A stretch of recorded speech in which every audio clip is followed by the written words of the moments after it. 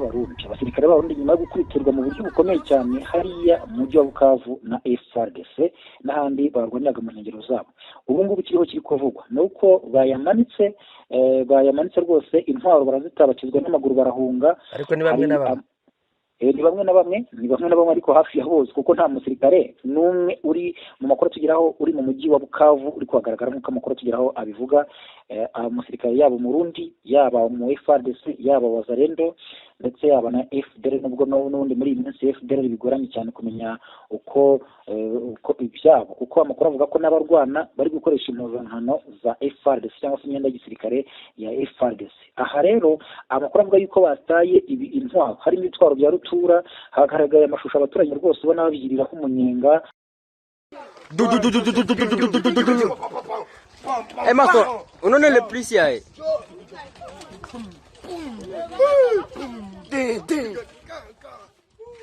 bagaragaza ko izi ngabo nyine zatsinzwe muri uyu mujyi n'ahandi barimo bahangana na M23. Rero amakuru akavuga ko hari abari kwiyamanika ndetse hakaba n'abiripotinga kuri M23, no kuvuga nyine abishyikiriza umutwe wa M23 bavuga bati turatsinzwe nta kundi ahubwo mutwakire. Abo rero bari kuza n'intwaro zabo ko zakabaye ibitwaro binini bakabijugunya aho ngaho, ariko hakaba n'amakuru avuga ko hari abari guhunga batishyikirije M23 ya systeme FARDC bakoresha yo kwikuramo imyenda bakajya gushakisha imyenda ya gisivile bayishaka mu baturage kugira ngo batagaragara ko ari abasirikare, ubundi bakisanisha n'abaturage kugira ngo badakomeza kuraswaho na M23. Kugeza ubu ngubu icyo twababwira ni uko General Byamungu uyu akaba ari umugaba mukuru wungirije w'ingabo za M23 ARC, yungirije General Sultan Emmanuel Makenga yagaragaye hafi ku mupaka w'u Rwanda aganira n'abaturage mu byishimo bidasanzwe, ashagawe n'abaturage benshi cyane.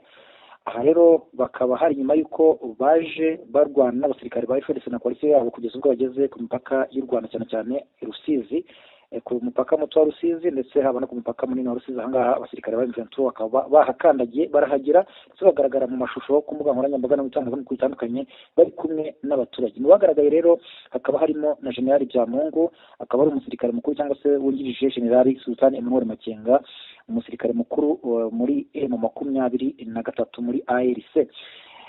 Rero ikindi twabwira nuko ahangaha kandi abaturage bagaragaje amarangamutima mu buryo bukomeye cyane ko bishimiye M23 kuba yafashe ibice bimwe na bimwe byo muri Kivu y'Amajyepfo, ndetse ko bari banyotewe no kubageze muri Kivu y'Amajyepfo.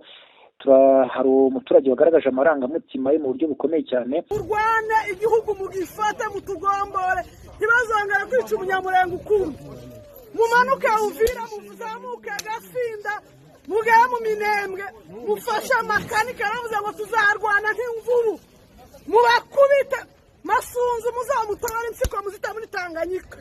Akavuga ko kuba M23 bageze muri Kivu y'Amajyepfo kubohora abo mu bwoko bw'abanyamurenge ari ikintu gikomeye cyane, kahubwo bari kwamagana abarimo General Masunzu, umwe mu bagambanira bo mu bwoko bw'abanyamurenge ndetse n'abo mu bwoko bw'abatutsi n'abavuga ururimi rw'ikinyarwanda muri rusange. Ikindi twabwira abakudukurikiye ni uko ikigo cya gisirikare cya Kansai ni hafi y'umupaka w'u Rwanda n'ubundi cyambuwe FARDC mu buryo bukomeye cyane. M23 muri iyi mirwano yagaragaye ifatira ibice bitandukanye, ariko noneho ikintu gikomeye cyane yakoze nuko yagiye gufatamo ibigo bya gisirikare mu bihe bitandukanye mwagiye mubyumva, haba Rumangabo, haba Minova, n'ahandi hatandukanye yagiye ifata. Aho yagiye ifata ibice, yagiye inafatamo ibigo bya gisirikare, abasirikare bakayabangira ingata bakibuka bagata ibikoresho bagasiga inkambi zabo, amahema n'ahandi bari bakambitse, ku buryo ikigo cya gisirikare gisigara mu maboko ya M23. Aha rero hejuru gato y'umupaka uhuza u Rwanda na Kongo, ariko ku ruhande rwa Rusizi. Ubwo rero ahangaha ikigo cya gisirikare kikaba kirimo abarwanyi ba M23 mu buryo budasubirwaho. Ikindi twabwira kandi ni uko muri aya makuru muri iyi mirwano uko iri kugenda ikaza umurego, ni ko ari kugenda humvikana imvugo z'abanyapolitike n'abandi bantu bavuga ari kijyana cyangwa se bakomakomeye muri aka karere k'ibiyaga bigari cyangwa se k'Afurika y'Iburasirazuba muri rusange. Ubwo rero umuntu amaze iminsi mu bitangazwa na General Muhoozi Kainerugaba, akaba ari umuhungu wa Perezida Yoweri Kaguta Museveni, akaba n'umugaba mukuru w'ingabo za Uganda UPDF, aha rero yongeye kumvikana avuga ko agiye gufata Bunia, ni agace kari mu Teritwari muri Kivu y'Amajyaruguru mu ntara ya Ituri. Yabivuze cyane cyane ashaka kuvuga ko hariya hari abo mu bwoko bw'abahema bukomeje kwicwa, ariko mu babica harimo n'ingabo za leta ya Congo FARDC n'indi mitwe bafatanya bakingira ikibaba, harimo na za Kodeko. Aho rero yavuze ko ni igakomeza nta kabuza PDF izerekeza hariya muri Bunia. Abenshi batangira no kwikangamo bavuga ati ibi ngibi noneho byaba bisobanuye iki, ariko ibi bikaba ari ikimenyetso cy'uko uyu General Muhoozi Kainerugaba yaba yumva impamvu za M23 nk'uko tugenda tunabigarukaho.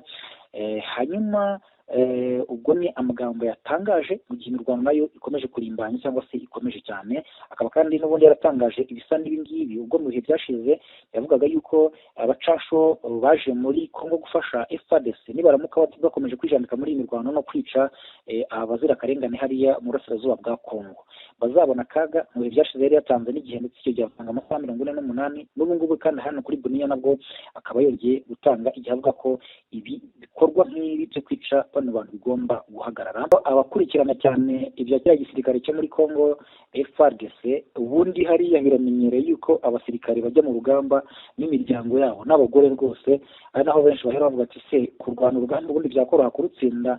Umuntu arajya mu mirwano akagaruka akigira kwibanira n'umugore n'abana, ati ibi ngibi babifatanya n'urugamba gute? Nanjye nawe makuru nayabonye, ariko ntabwo ari igitangaza.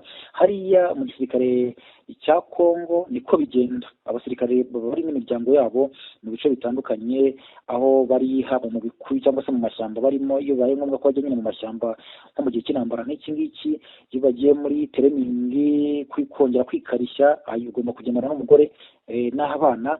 Ibyo ngibyo ni ibisanzwe hariya mu gisirikare cya Repubulika Demokarasi ya Congo. Bo bemeza ko rwose umusirikare agomba kubana n'umuryango we byanga bikunze. Niba ari umusirikare w'umugore agomba kugendana n'umugabo n'abana, niba ari umusirikare w'umugabo ni ukugendana n'umugore n'abana.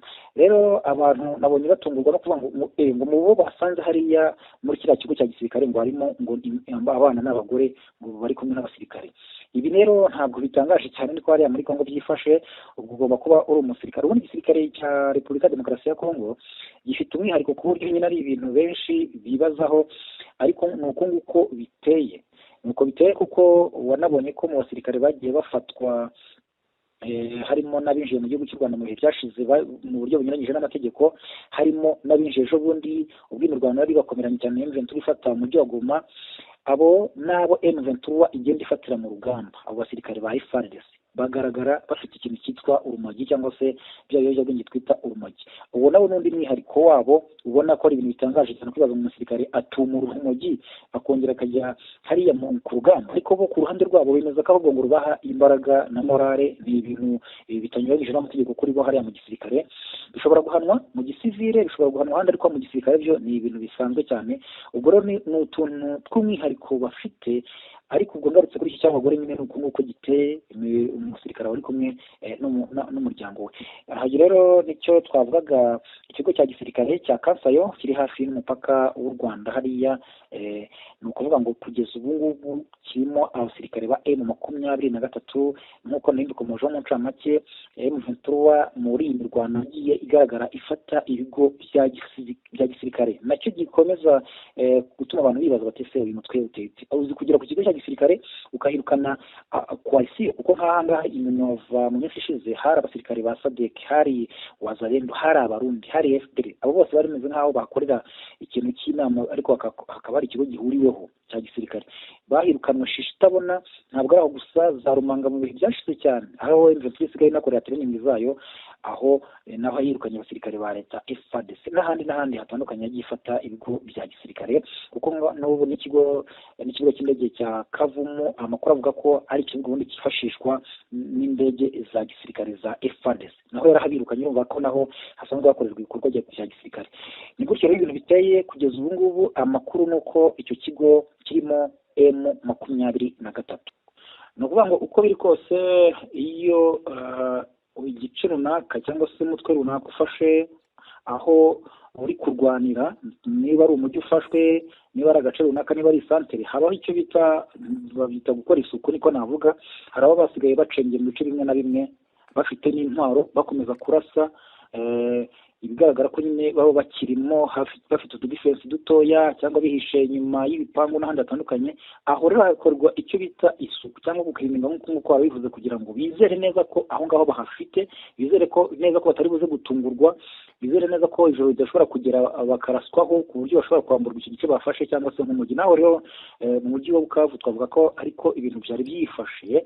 Ni nayo mpamvu ndetse abasirikare ba FARDC bari bakomeje gukinagira baza berekeza mu bice byerekeye ku mupaka w'u Rwanda Rusizi. Ni nako byagenze Igoma mu bihe byashize, dukunze kugereranya kuko ari imijyi nyine yose ikomeye kandi iri mu cyerekezo kimwe. Aha naho bamaze gutsindwa, abahanganye na M23 baje bameze nk'abiyahura cyangwa se bahunga, bakagenda barasa baza bagana ku mipaka y'u Rwanda. N'ahangaha niko byari bimeze, niyo mpamvu baje barasa gutyo mpaka bageze ku Rusizi, ku mipaka ya Rusizi, umupaka muto ndetse yewe n'umupaka munini. Ishusho y'uyu mubyeyi niba wabibonye yakoresheje imvugo y'ibyishimo ariko nanone irimo uburakari. Ibintu byombi bigaragaza ko yishimye ko M23 iri gufata ibice kugeza ubigeze naho ngaho ku mupaka, ko abakongomani bari kubohorwa cyane cyane abavuga ururimi rw'ikinyarwanda no mu bwoko bw'abatutsi nk'abanyamurenge n'abandi. Ariko nanone agira uburakari bw'uko harimo bene wabo bavuga ikinyarwanda n'abo mu bwoko bw'abatutsi bakomeje kugenda bagambanira bene wabo, nabo babica bafatanya n'abishi. Nubwo buryo yagaragazaga kubica. Yatanze urugero rwitwa General Masunzu, anamugarukaho cyane mu kiganiro yatanze babonye amashusho ku mbuga nkoranyambaga ndetse no mu bitangazamakuru bitandukanye. Uyu mama cyangwa se umugore wabonaga ko afite ibyishimo by'uko M23 gufata ibice, ariko nanone ababajwe n'uko hari bene wabo bakomeje kugenda babafatanya n'ababica, n'ababirukaho, n'abakora ihohoterwa ritandukanye kubica. Akavuga ko rero M23 n'abandi bafatanyije, wumvise ko anavuga ngo twirwaneho, ati ni twirwaneho nihere hamwe, M23 yituruka kandi mubogotere hagati, mukomeze muhangane nabo kugera mugeze ku ntsinzi yuzuye. Kandi abo ngabo ba General Masunzu nabo mubahangane nabo ku buryo bukomeye cyane, kuko batugambanira kandi ari bene wacu turi bamwe, ariko ugasanga gukomeza nabo gufatanya n'abatwica. Rero yagaragaje ibyishimo, ariko nanone agaragaza ko atishimiye kuba hari bene wabo bakomeza nabo gufatanya n'ababica, ibyo twakwita akagambano, ubugambanyi kuri urwo ruhande. Ariko usibye uwo muturage ukiri aho ngaho, ibyo bya Masunzu, General Masunzu ni muntu ki, kubera iki agambana ate? Ni umukongomani uri mu gisirikare cya leta ya Kongo, byitwa ubugambanyi mu buhe buryo? Ubisobanura. Wa mugana aho ngaho kugira wenda abantu bahumveho gatoya badasobanukiwe. Ni General Masunzu kugeza ubu ngubu akaba ari umusirikare, umwe mu basirikare bakomeye cyane muri iki gice cy'uburasirazuba bwa Kongo, kuko afite ibice ayoboye birimo ahangaha muri Kivu y'Amajyaruguru, Kivu y'Amajyepfo n'ibindi bihegereye, icyo bita zone ya 3 ya gisirikare. Akaba ari igice kinini cyane, intara zigera muri 3 cyangwa zinarengaho, ayoboye operasiyo zaho zose igisirikare mu buryo butandukanye. Aha rero akaba yarashyizweho kugira ngo cyane cyane muri iki gihe afashe mu kuyobora urugamba barimo barwanamo na M23. Nicyo twavuga mu nshingano arimo kuri uyu munsi. Ariko tuvuye aho ngaho, ubundi General Masunzu ni umusirikare wabaye ndetse no ku ruhande rwa SD cyangwa se muri iyi mitwe y'abarwandofone, abarwanira uburenganzira bw'abavuga ururimi rw'ikinyarwanda. Hanyuma akaba yaraje kwinjira mu ngabo za leta ya Kongo FARDC. Akaba rero ari uwo mu bwoko bw'abanyamurenge hano muri Sud Kivu, ndetse n'abanyamakuru yari amaze iminsi acicikana muri uko M23 kugenda bakinagiza ijya kubafatana Bukavu. Bavuga ko yari yahungiye ahitwa Uvira muri bene wabo, ariko nta makuru ngewe nafite gihamya ariko yagiye avugwa, kuko ni ibice aturukamo hano muri Sud Kivu. Ibi rero bakamuheraho kimwe n'abandi. Impamvu bavuga ko ari umugambanyi ni uko nyine arwanya urwo ruhande, kandi nyamara yakabaye afatanya ahubwo na bagenzi be kurwana urugamba rutuma nyine barengera ubwo bwoko. Ariko se gusa nyine hari izindi ngero zitandukanye twatanga z'abavuga ururimi rw'ikinyarwanda. Hari abitwa Basendugu Museveni, hari abitwa ba Muhizi Muheto bakoresha imbuga nkoranyambaga cyane batuka bene wabo.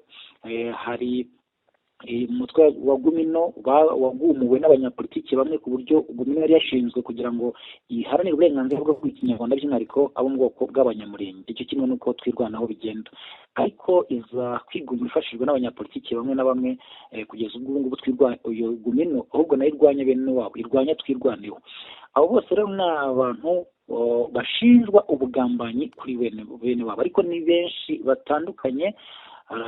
bitwa ba Jenerali Mayanga n'abandi, abo ni abavuga ururimi rw'ikinyarwanda usanga bari muri FARDC ariko bagashyira imbaraga cyane mu kurwanya abavuga ururimi rw'ikinyarwanda. Icyo nakivuga cyo yo muhungu wa Perezida Yoweri Kaguta Museveni wa Uganda akaba n'umugaba mukuru w'ingabo za Uganda UPDF kuri ubu ngubu niwe uziyoboye, Jenerali Muhoozi Kainerugaba, mu byo amaze iminsi atangaza ku rubuga rwa X rwahoze ari Twitter ku byerekeranye n'ibibera mu burasirazuba bwa Congo, ku mutekano ndetse n'intambara ihabera, ni ibintu bigaragaza neza ko yumva uruhande rwa M23 cyangwa se yumva impamvu zayo zituma irwana. Nubwo rero adakoresha imivugo nk'iy'abanyapolitike dusanzwe tuzi ngo abyerure mu buryo bwa nyabwo, ariko ubona ko ibyo atangaza bifitanye isano no kuba yabashyigikiye cyangwa se yumva impamvu za M23 cyo twita koze, impamvu irwana hariya mu burasirazuba bwa Congo. Ndabihera ku ngero za hafi, ni byinshi yagiye ubundi atangaza kuri M23 mu bihe bitandukanye, ariko reka duhere hafi aho abantu babasha kwibuka neza. Mbere y'uko gatoya M23 ifata umujyi wa Goma yafashe mu minsi ishize, Jenerali Muhoozi Kainerugaba yari yatanze amasaha ku ngabo z'abacanshuro, abameriseneri bari abacanshuro b'abazungu n'abandi batandukanye baje gufasha FARDC, avuga ko bagomba kuva muri iyi ntambara cyangwa se bagomba kuva hariya, bitari ibyo ngibyo kakabaho akaba yabatera. Yari yatanze ndetse n'igihe bagomba kuba bagezweho n'akaga niba baramuka batavuye muri iyi ntambara. Nubwo baje kugira ibyaha gusa niko navuga, n'ubundi bakaza kutoroherwa na M23 ikabakubita nabi cyane ikanabafata na Goma, n'ubundi bagataha muri uko kwirukanwa igoma mu mirwano ikomeye cyane yahaberaga ubwo M23 afata kuri ya mujyi. Ariko Kainerugaba yari yatangaje ko abantu bacanshuro bagomba kuva aho ngaho shishi itabona. Yari yabitangaje nyuma y'uko hashize iminsi bivugwa ko abaturage muri Masisi mu bice bimwe na bimwe bari kuraswaho n'abasirikare ba FARDC, ariko bakaba bashyigikiwe n'abacanshuro bari kwica abo baturage, haba gukoresha indege za drone cyangwa se n'ibindi bisasu biremereye bikica abaturage. Akavuga ko biri gushyigikirwa n'abo basirikare b'abacanshuro. Icyo gihe yatanze igihe avuga ati mugomba kuva aha ngaha shishi itabona, bitaba ibyo ntabwo tubihanganira njyewe ubwanjye. Nibyo byatangajwe nawe. Hanyuma aha nabwo yaje kumvikana agaragaza ko ahangaha muri Bunia bagomba kuhafata, ariko yabivuze yuririye ku kuba abaturage bahariya abicwa mu buryo bubabaje cyane, bicwa n'imitwe y'iterabwoba za Codeco za DEF, ariko hakaba ari n'ikintu cyo gushyigikirwa ingabo za leta Congo FARDC. Ubundi niyo marenga yacaga ndetse n'indi mitwe ifatanya na FARDC. Aha rero muri Bunia ubundi ni agace kari muri teritwari mu ntara ya Ituri. Muri Ituri ubundi hanasanzwe ingabo za Uganda UPDF zifatanya n'igisirikare cya Congo mu cyiswe Operation Shuja, nubwo nayo kugeza ubu ngubu byagoranye kugira ngo igere ku musaruro, kuko za Codeco na DF iyi ngiyi ituruka muri Uganda bakomeza kwica abaturage mu buryo bukabije cyane kandi bubabaje, kuko ni imitwe yica mu buryo bwa kinyamaswa bubi cyane. Aho rero bikumvikana ko iyo operation nubwo barimo kwifatanya ariko itaragera ku musaruro wa nyawo, ariko bari bayumvikanyeho bayemeranywaho. Igisirikare cya Uganda kirinjira, hagiye hanagaragara Muhoozi Kainerugaba ajya kuganira n'abasirikare bakuru, harimo n'uwitwaga Jenerali Chiwewe atakiri umugaba mukuru w'ingabo za Congo yahinduwe, bagiye bakorana ibiganiro bigamije gushyira imbaraga kuri operasiyo. Ariko ibyo Muhoozi yatangazaga kuri inshuro Jenerali Muhoozi ntabwo bigendanye n'iyo operasiyo Shuja, ahubwo bigendanye no kuvuga ngo abantu bakomeje kwicwa bazira ubwoko bwabo, ntabwo twebwe tubikomeze kurebera. Ibyo avuga rero nubwo benshi bamwe babihuza nuko akunze kwiganiriza bakenda kubigira nk'urwenya, ariko haba harimo politiki, harimo icyo ashatse kuvuga, ariko cyane cyane akunze kwerekeza ku kintu kijyanye n'abo mu bwoko bw'ururimi rw'ikinyarwanda, cyane mu bwoko bw'abatutsi n'abandi, kuko nk'ahangaha muri Bunia za Ituri za Beni hari abantu bo mu bwoko bw'abahema. Repubulika ya Demokarasi ya Kongo nayo ikunze kuvuga ngo abo bantu baturutse Uganda nayo ivuga ko itabemera. Aba nabo bakomeza kwicwa bazira ko rero ari abo mu bwoko bw'abahima cyangwa se ubwoko bw'abatutsi. Aho rero niho uyu Muhoozi Kainerugaba avuga yuko ibi bitari byo kwihanganirwa, ati tuzafata Bunia. Ariko avuga ngo tuzafata Bunia abashaka kwerekeza kuvuga ngo ntabwo dushimishijwe n'ibiri gukorwa n'igisirikare cya Kongo n'abagifasha kwica abo muri ubu bwoko. Nicyo nge navuga kirimo kiri aho ngaho. Naho ubundi cyo yarumbajije ku ruhande Kainerugaba yaba aherereyeho cyangwa se uko agaragara nk'uwumva neza impamvu M23 kandi akagaragaza ko ashyigikiye ko izakomeza kurwana paka bageze ku ntego zabo.